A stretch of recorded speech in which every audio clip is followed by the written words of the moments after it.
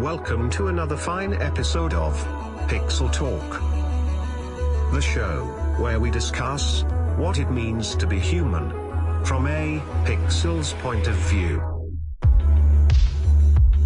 And now, here is your host, Fivezy.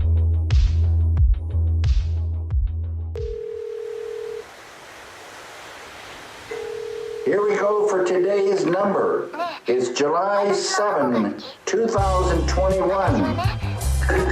10 balls. Each ball has a number. Numbers 1 through 10. Swirl the numbers. Pick a number.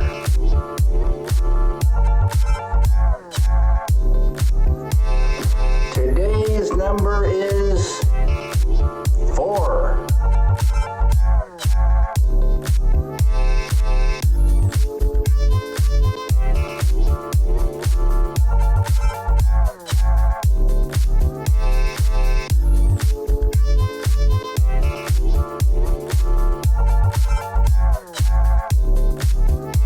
Aesthetics as a noun has been used to refer to the branch of philosophy concerned with the study and nature of beauty. However, the way aesthetic is used is as an adjective, making it possess a similar, though ultimately different meaning. What both of these words have in common, however, is their interest in beauty. Things that are aesthetic, of course, denote some degree of beauty. But this raises some questions.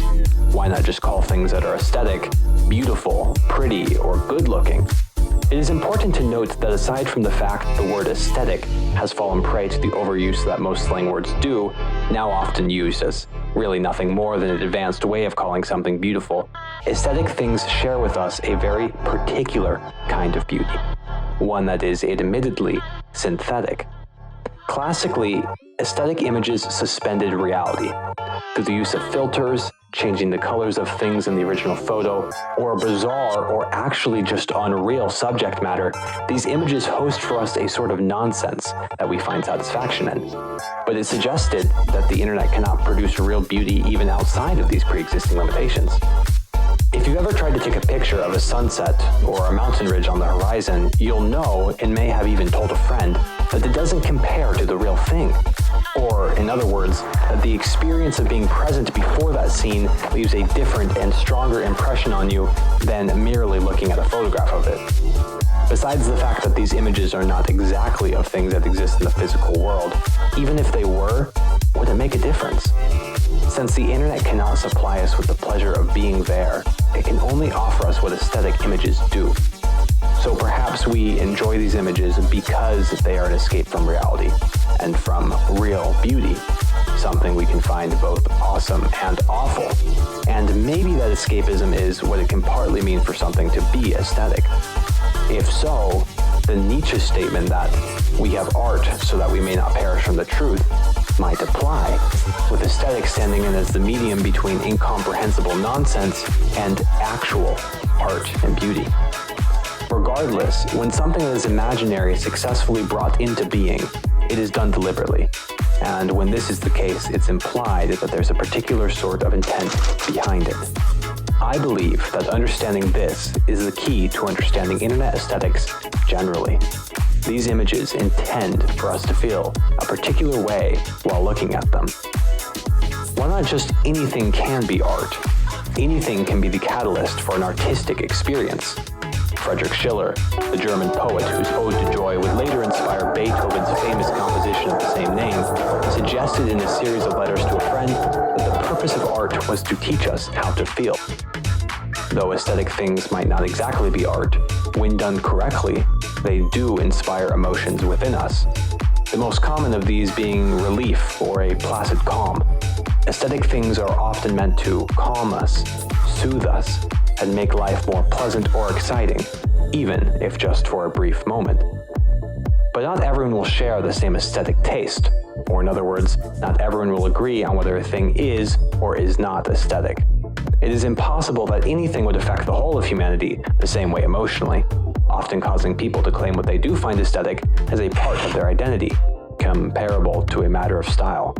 This might be why some find liminal spaces to be aesthetic, rather than existentially unsettling. I was surprised that so many commented in my last video that these images actually calmed them, and I was even more surprised to find images of liminal spaces populating the aesthetic subreddit. However, when exploring these spaces in person or online, the one thing that everyone agrees on is that these images feel different, often being labeled as manifestations of an altered reality. I have a hunch that that feeling and the emotion it instills within us are the two things that fulfill the criteria of an aesthetic experience for that particular camp of people, and why I find that so many aesthetic images personally make me feel the same way that liminal spaces do, though not as strongly. The phenomenon simply reaffirms the idea that context matters, even with things that are considered aesthetic. The prior experiences we have had with things and the way we now approach them all help to define what something will signify for us individually.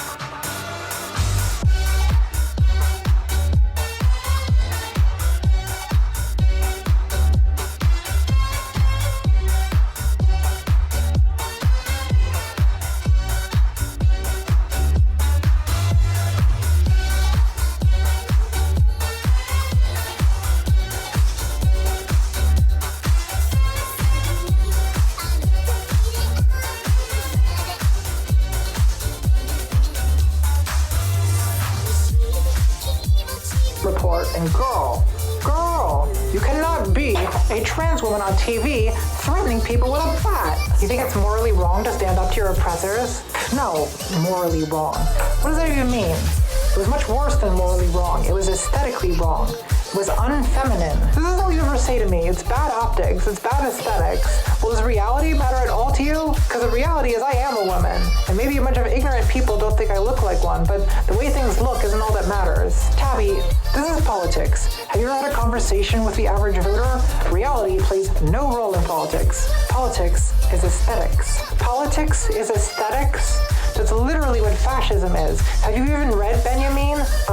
Fascism is the introduction of aesthetics into political life. The military parades, the pageantry, and communism responds by politicizing art. This is what I can't stand about communists. You want to turn art into propaganda. Well, art is already ideology.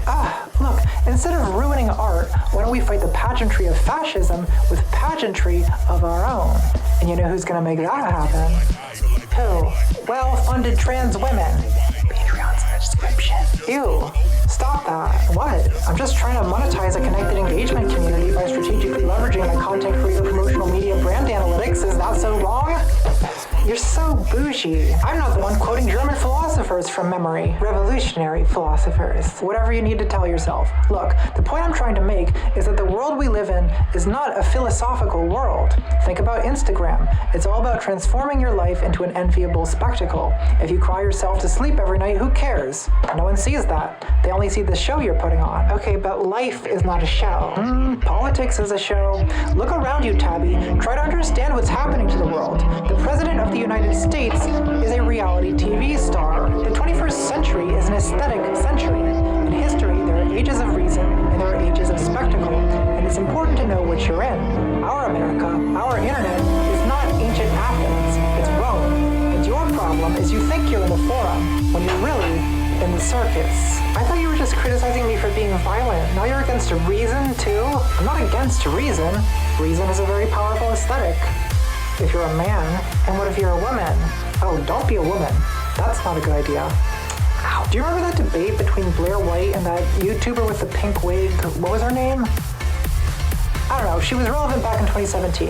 Anyway, this was before she transitioned, and in that debate, Blair looked like she had 2 X chromosomes, and the other one looked like this awkward dude in an anime wig, not looking at the camera. I vaguely remember. I think I wrote an angry blog post about it. Well, the pink wig lost that debate so bad, it was embarrassing to watch. Not really. I mean, she was right, and her arguments were better. Oh, Tabby. Sweetie, honey, angel, darling, princess, baby. Arguments don't matter. How pretty you are matters. Is this really where you're going with this? Tabby, if you want to be a public figure, sooner or later, you're gonna need to take the trans girl black pill. Oh boy. If you're a trans woman in the public eye, what matters is one thing and one thing only, and it's always been the thing that matters. Why? The realness. Verisimilitude. You have to look like a fucking woman. There it is. There it is right. We don't say it in public, but we all know it and we all feel it. What does it even mean to look like a woman? Oh, don't give me that PC bullshit. I'm trying to have a real conversation here. We all know what it means. I don't know what it means. Women have a lot of different looks. There are bald women, bearded women, muscular women, wide-shouldered women. And what is society's opinion about those bald, bearded, wide-shouldered women? Is this just about you making me wear the dress again? The dress is the last of my concerns. I mean, where do I even start with this? You're wearing combat boots. You cannot be wearing combat boots. Why not? A lot of cis women wear them. Cis women? Well, they're hopeless, aren't they? Fully clockable. So you want me to look like a woman without imitating cis women? Yes. Do not under any circumstances imitate cis women. They have no idea what they're doing. Well, where does your idea of womanhood even come from then? Das ewige Weibliche, the archetype of the eternal feminine. And where does that come from? Poets. Teenage gay.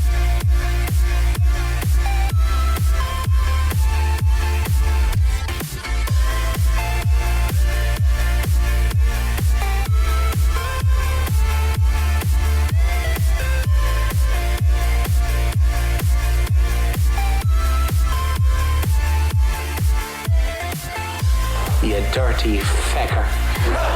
Anyway, I was gearing up to go see Black Widow, and I happened to be perusing the internet to take in some of the general hype and publicity surrounding the movie when I stumbled upon this little article where Scarlett Johansson reflects on her changing attitude towards the character. Quote, "While Iron Man 2 was really fun and had a lot of great moments in it, the character is so sexualized, you know? She's really talked about like she's a piece of something, like a possession or a thing or whatever, like a piece of ass, really. And Tony even refers to her as something like that at one point. I want some." Jesus, this girl rambles worse than me after a pint of absinthe. Anyway, what she's basically saying here is that she feels the character was treated as a simple sex object in her early appearances, and it's only recently that she's begun to come into her own and get treated as a fully realized human being in her own right, freed from the shackles of sexual attractiveness. Now, I have to admit, my first reaction to this was, Jesus, Scarlett, talk about biting the hand that feeds you. Your career was basically built on the fact that you were extremely beautiful, and you didn't seem to have a problem exploiting that for your own benefit, or banking all those hefty paychecks it generated. But now the big 4-0 is on the horizon, and I guess that stuff will become less of an exploitable asset over the next few years, so it's time to disown it as a dated relic of a different culture. But is it really a fair assessment of the character? And is it a path that you really want to go down? I mean, I'm pretty sure the whole point of Black Widow is that she's a classic femme fatale archetype. She's beautiful and sexy, and she uses those traits to distract or manipulate her male opponents, creating a weakness that she can take advantage of. I mean, female spies have been doing this kind of shit for centuries, for one simple reason: it fucking works. Even way back in Iron Man 2, Black Widow was able to use her beauty to infiltrate Stark Industries so that she could spy on Tony. Yeah, she probably could have fought her way in and defeated the security guard standing in her way, but what would be the point when that wasn't her mission in the first place? Objective with minimal collateral damage, and one of her most valuable tools was her looks. Take those things. Daddy's trying as hard as he can. Do not think about mom's friend dying, but that feels like an actual man when he thinks about the forbidden. Daddy's trying as hard as he can. Do not think about mom's friend dying, but that feels like an actual man when he thinks about the. Well, but is it really what people want to see on screen? See, there's no diplomatic way of saying this, and if there was, I wouldn't do it anyway because I'm a total asshole, so I'll just come out and say it. Women aren't all that interesting to look at if you dress them up like a sack of potatoes. Just ask Kelly Marie Tran. Movies in general, and comic book movies in particular, are basically built on physically attractive people doing incredible things. They exist in a world of hyper-reality where everything is just a little bit more extreme than what we have in the real world. The same physical laws exist, but they're not enforced as strictly. People are stronger, faster, they can punch harder and jump higher. They can take damage that would kill or severely injure a regular person in the real world. Why? Because when it comes to films like these, we don't want reality, we want fantasy. We want a world where the incredible is possible, where dreams and nightmares can come true, and where people can transcend the limitations of our mundane existence to become more than human. Superhuman, if you will. And we want the character's physical appearance to reflect that change. It's not that hard to figure out why. Human beings are instinctively drawn to people who look visually appealing. Handsome men and beautiful women representing the very best of what humans can be. That's literally the reason we get scenes like these.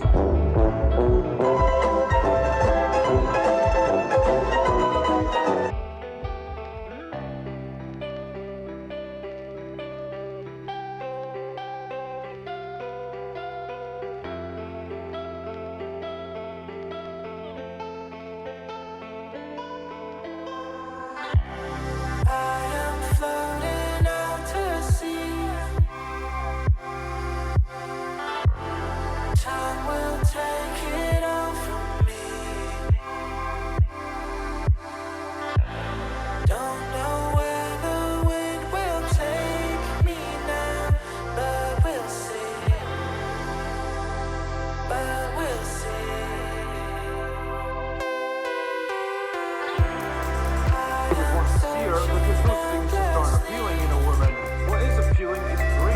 elegance, agility, and sensuality. If men are bulldozers, then women are sports cars, fast, agile, and sleek. Each gender does best when they play to their strengths, and for women, that's exactly where they lie.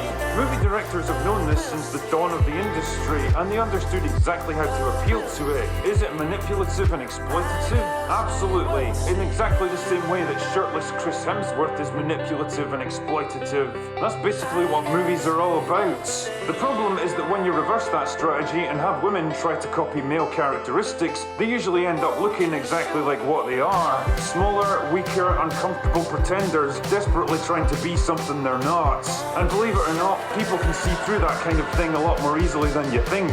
So I guess what I'm saying here is, be careful what you wish for, Scarlett. Stripping your female heroes of their femininity and attractiveness might eliminate that pesky male gaze that you seem to find so problematic all of a sudden, even though you totally didn't 10 years ago. But it also takes away a pretty vital component of what makes them so appealing and interesting in the first place. And you may just find that without it, well, people just aren't that interested in you anymore. Anyway, that's all I've got for today.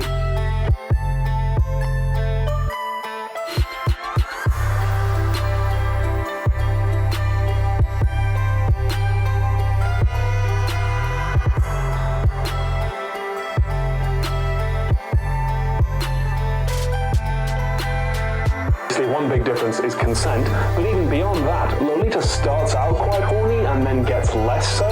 With Ardor, it's pretty much constant. Every 2 or 3 pages, for most of it, there is people playing board games. And even when there isn't, you know how if you asked a lover to describe the body of the person they loved, they would know every detail, every beauty mark, every scar, every curve, every line of the face. They adore every single bit, so they could conjure on the dark inner side of their eyelids an objective, absolutely optical replica. Nabokov describes everything like that, with that romantic vividness. Like this passage where Van hears Ardor's voice for the first time in ages. Now, it so happened that she had never at least in adult life, spoken to him by phone. Hence, the phone had preserved the very essence, the bright vibration of her vocal cords, the little leap in her larynx, the laugh clinging to the contour of the phrase, as if afraid in girlish glee to slip off the quick words it rode. It was the timbre of their past, as if the past had put through that call a miraculous connection. Ardis 1886. Comment? Non, pas 888, 886. Goldenly, youthfully, it bubbled with all the melodious characteristics he knew, or better say recollected, at once. In the sequence they came, that entrain, that whelming of quasi-erotic pleasure, that assurance and animation, and what was especially delightful, the fact that she was utterly and innocently unaware of the modulations entrancing him. That is a description of a phone call about luggage. Damn, dude. American philosopher Susan Sontag says the essence of the erotic is palpability. Something's being not just explicit, but like feelable, touchable. She compares the work of the photographer Edward Weston looking at the photos he took of naked human bodies to the photos he took of peppers. Like, they're the kind of peppers that you eat. And I mean, well, just look at them.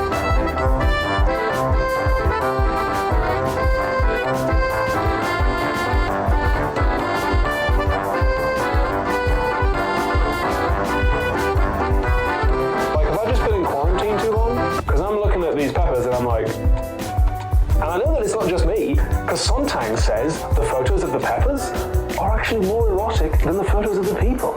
The people are evenly lit and cropped. Those photos are supposed to show us their abstract visual forms, but the peppers have an interplay of light and shade, and they're polished and oiled. The linked to palpability is the best way to show visually what the surface of something is like to touch is to show how fluid interacts with it. How many movies have you seen where somebody comes out of the sea and all like water runs off them and it's all a very sexy moment? That's why that's a thing.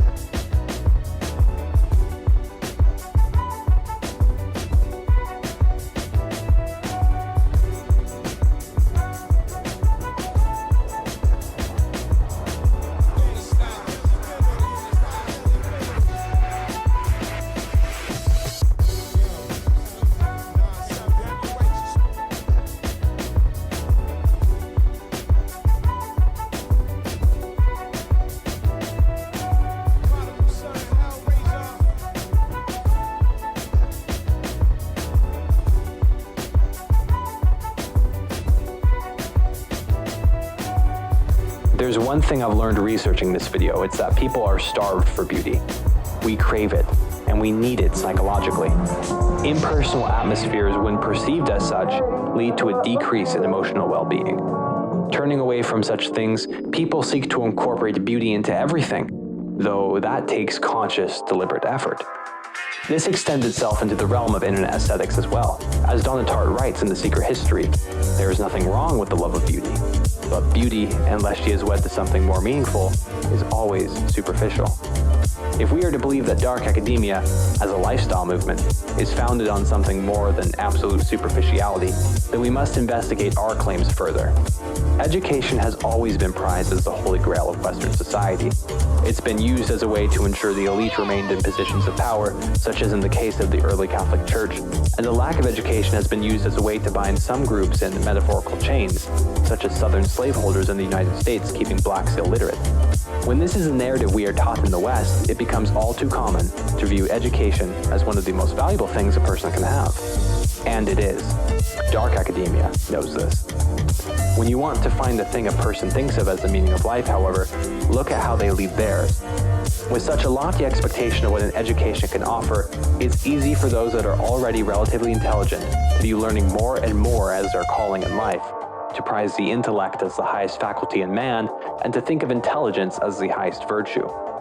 Being intelligent becomes more than just an attribute, it becomes everything. But intelligence alone is not the highest virtue, nor is a pursuit of knowledge the meaning of life. There's more to this life than the embodiment of enlightenment ideals. This is a concept that's been represented in the stories of many characters throughout time, but most notably in Goethe's Faust, the story of an alchemist who, after learning most there is to know, still finds his life void and empty. He turns to the devil, Mephistopheles, with a deal. During this life, the devil will be Faust's slave, granting him unlimited knowledge and all of his desires. But if for even one moment Faust discovers meaning or happiness in what Mephistopheles grants him, Faust will die instantly and sell his soul to the devil for all eternity.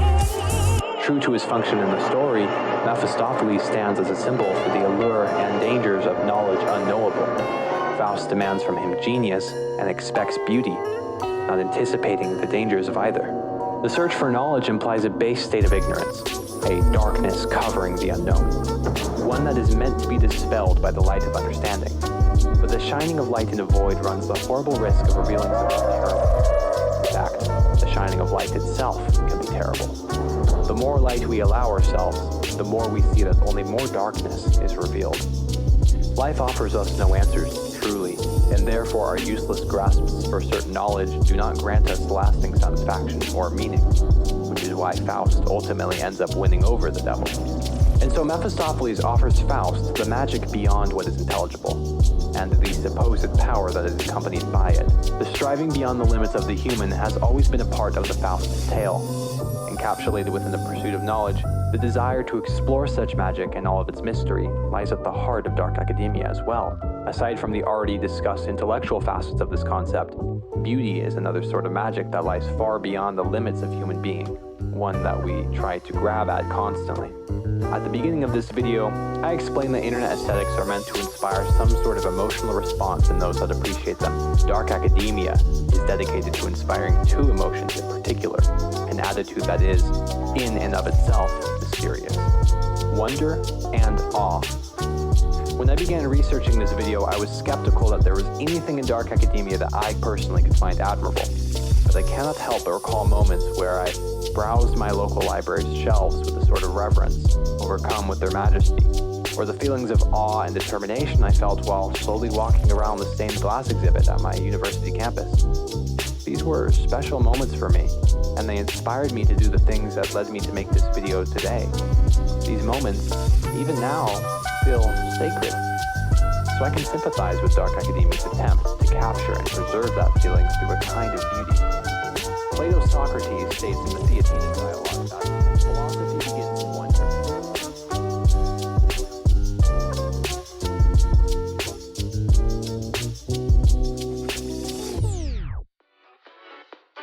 ミーヤほら帰るぞ。やだ。っていうかみんな待ってんだって。やだ。もうほらミオちゃん。リツ。はいはい帰りまちょ